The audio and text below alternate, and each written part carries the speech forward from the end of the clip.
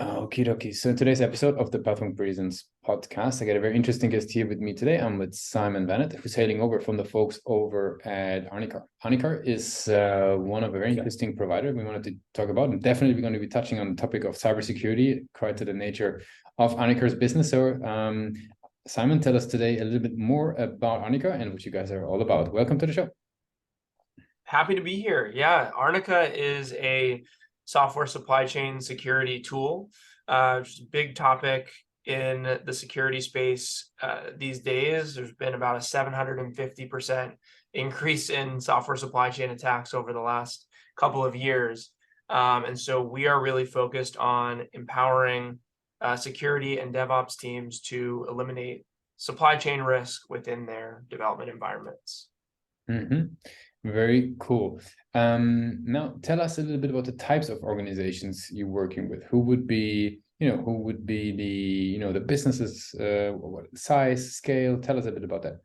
Yeah, so we are a relatively young organization, but what we're finding is that the problems we solve are problems of scale. And so to give you an example, to manage developer permissions across a 6-person development team is not so challenging, right? You can kind of get a handle on that without any tool support. Same probably goes for secret scanning, right? If you've got a 10-person development team, you probably can get a pretty good handle on doing PR reviews and make sure that there's no active secrets in your source code.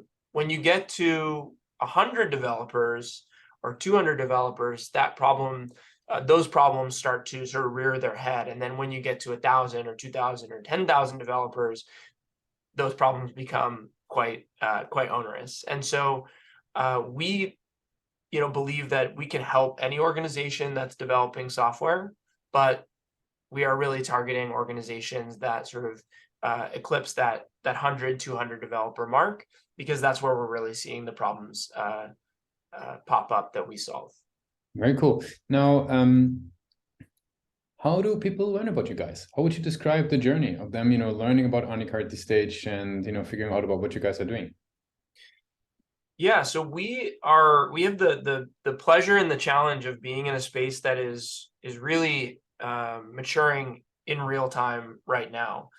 Software supply chain security was not something that people talked all that actively about, even as recently as let's say 6 to 7 years ago. The SolarWinds attack, which everyone is quite familiar with in the space, really brought the topic to the forefront. But since that moment, there's really just been a pretty dramatic acceleration of attacks of that type.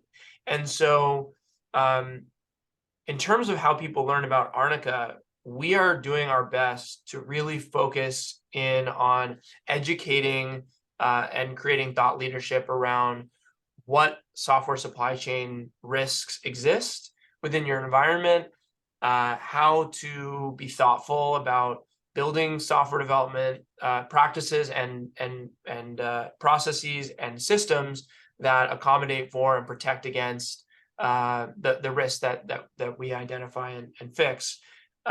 So our blog is a main sort of outlet for us. We also do our best to get to all of the top industry conferences and be talking about this topic. There's so many great leaders in the space, and we're just trying to sort of make sure that our voices amongst those, bringing genuine thought leadership and value to the space. So Makes sense. yeah. What role would you say does the website play in their journey? The website plays the role of, I think, an educator. So, again, I think a lot of the problems that exist that we solve are relatively new. And so we want to make sure that we're communicating clearly to anybody who's looking for, generally speaking, software supply chain security solutions, but then specifically, if you are having trouble finding a way to manage permissions in a way that is both secure but also non-disruptive to your developers, we want you to find our website and we want you to sort of understand how we're approaching that problem. If you are running into a challenge where you want to be running anomaly detection across hundreds or even thousands of developers to ensure that account takeover is not taking place, we want you to understand how we're approaching that problem in a novel way, and solving it in a way that, again, is non-disruptive to developers, in trying to eliminate that risk from your environment. So education is really key on our website. And I would say by default, we like to have fun. And so we're trying to include, especially on our blogs, some fun quirkiness to the way that we talk about the problems that we solve. Very good.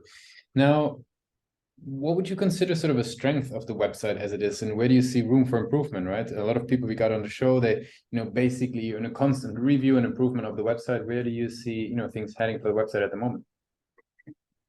Yeah, so I would say I'm by default pretty self-critical, and I think we have a lot of room for improvement of our website, but I try to be understanding, because we are about 18 months old. This is the second version of our website, and I'm very excited that we're well underway on the third iteration.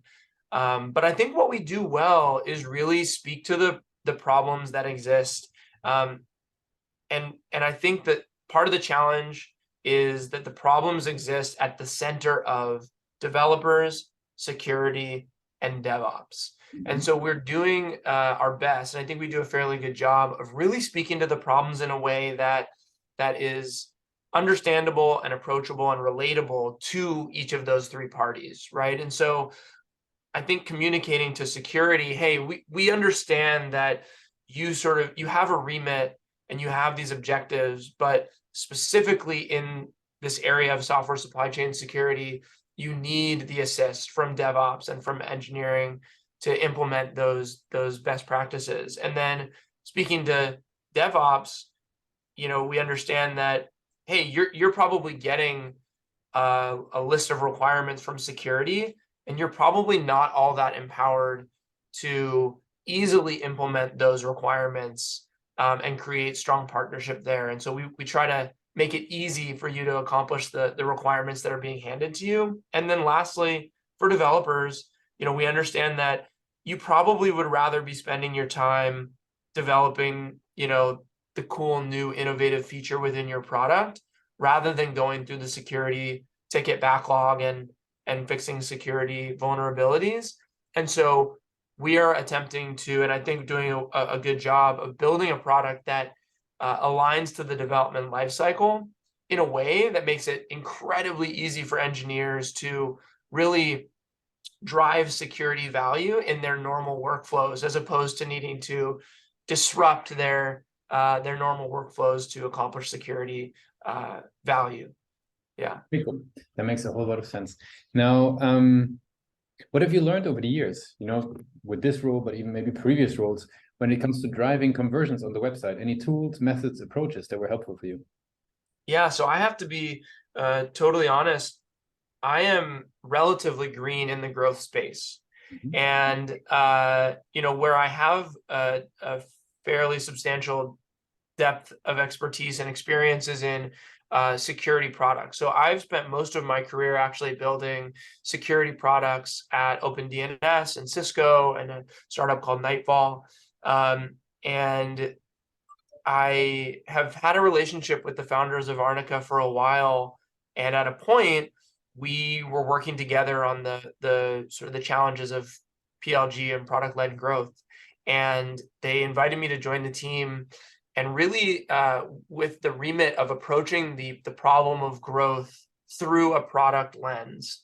And so, I don't have a ton of a deep bench to call on to answer your question, but what I will say has been really exciting is to approach the problem of growth through this product mindset and really focus on building the engine and upon which we drive growth. So that is, okay, if we think about ads as a feature, right?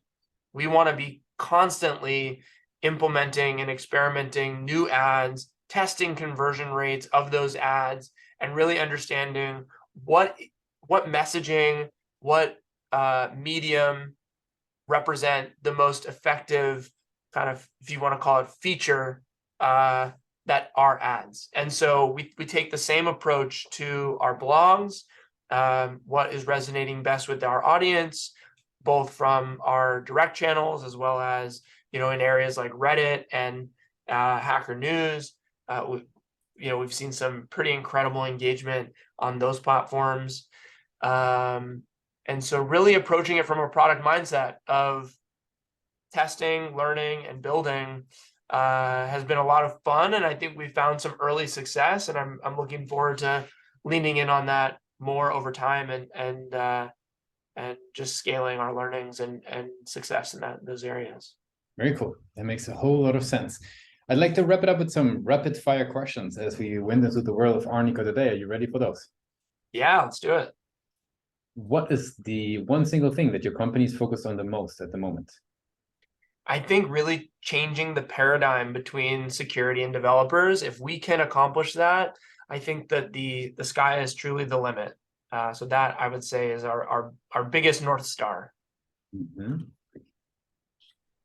If you would have a magic wand, what's the one single thing that you would fix for your role as a marketer? I can't wait to hire a team. Yeah, being a one person marketing department is really fun and really exciting.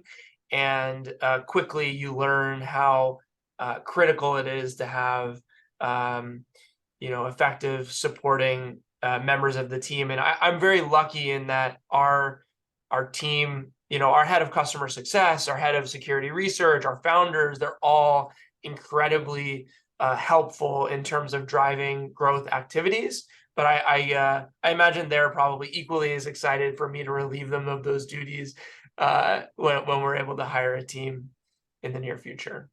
Very cool. If you could snap your finger and there's one repetitive task that you have to do as a marketer that you would sort of happily hand away, which one would that be? I started my career as a project manager, program manager at OpenDNS, and there are certain aspects of that role that I love, and I definitely have a deep respect for a great program manager.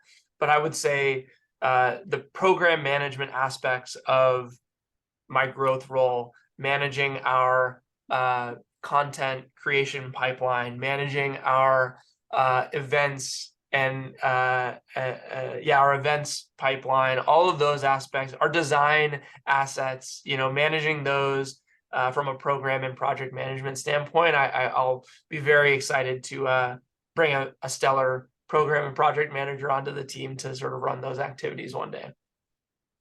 Very cool. For the very last question, if today would be your first role starting as a marketer, you mentioned you recently went into that, or relatively, what's the one advice you would give yourself for the journey? Yeah, so I think the one piece of advice that I would give myself is really lean into measurement first, being able to measure first. And I will say, either by luck or intuition, I'm not sure, I think we did a really phenomenal job of that at Arnica. And I think it's probably from my product background, where it's, the mantra is, if you can't measure it, you can't move it. And so I think, again, by either luck or intuition, I took my own advice on that front. Being able to measure the success of the experiments you run in the growth space has been invaluable, just to understand where our value is coming from, where our investments are producing high ROI, where we need to lean in, where we need to pull away from. That's been really powerful and invaluable, especially as a small team where digging for those numbers after the fact can be quite an exhaustive activity. That makes a lot of sense. Simon, I really appreciate you took the time with us today to be a guest on Pathmark Presents. I want to give you the very last word. If somebody would be forgetting all that we discussed, what's the one thing people should remember about Arnica? I think that the one thing I'd like people to remember about Arnica is that paradigm shift that we're trying to drive. I think Having worked very closely with engineers in the past as a product manager and having spent my career in security organizations, I think that a lot of people just accept the sort of inherent truth that where there is security, there is added friction for development or for the people within a company. And I think that what I'd like people to remember about Arnica is our intention, and also hopefully one day our realization of the vision of shifting that paradigm where developers are empowered to drive security value because of great tooling like Arnica and others, because there are other great tools in the space as well. So yeah, that's what I'd like people to remember. Thanks a lot for being a guest on Pathwing Presents. Thanks so much, Lucas.